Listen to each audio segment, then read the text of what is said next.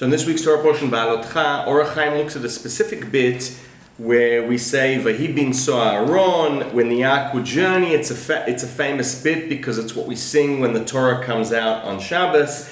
And anyone who looks in the Bible or in a Torah scroll, what these verses look like, there are two back to front, slightly sloped nuns, the letter nun, which breaks these two verses apart. And what do these verses say? When the ark would journey, Moses said, "Arise, Hashem, and let your foes be scattered. Let those who hate you flee from before you." And when it rested, he would say, "Reside tranquilly, O Hashem, amongst the myriad thousands of Israel." So we're talking here about the ark that's moving in the desert.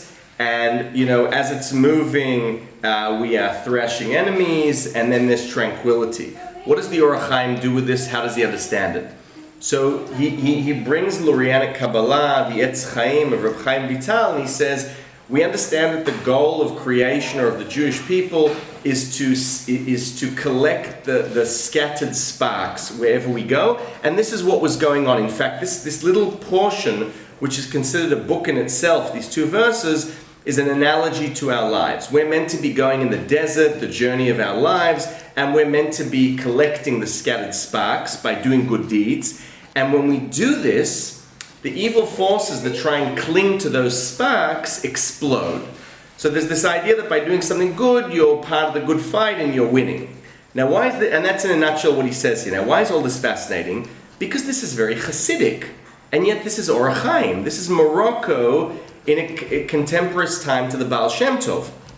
And I can't help but think, wow, that had the ha-Hayyim been the one who didn't come to Israel, and it was the Baal Shem Tov that did, would we have had a Hasidic movement start in Morocco instead of in Mezhibush? And another thought, it's interesting that for the ha-Hayyim, this whole passage that deals supposedly with national Israel beating their real enemies, like what we see today, the ha-Hayyim understands this to mean the internal war we have with our evil inclinations. And ha-Hayyim is living in a Muslim country.